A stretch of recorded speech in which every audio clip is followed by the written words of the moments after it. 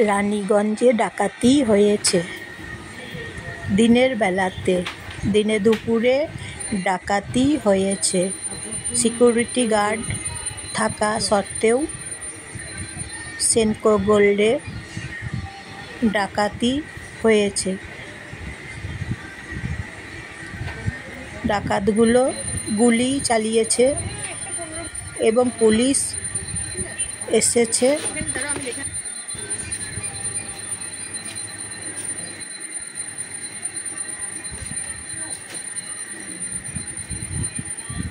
সেনকো গোল্ডে রানীগঞ্জে দিনের বেলাতে ডাকাতি হয়েছে।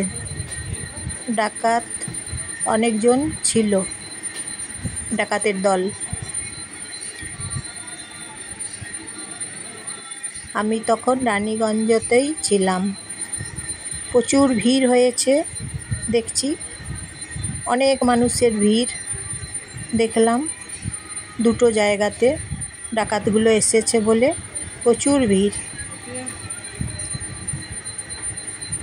দিনের বেলাতে ভাবুন তো, ডাকাতি হচ্ছে, একদম নিরাপদ নয় জায়গাটা, বলুন।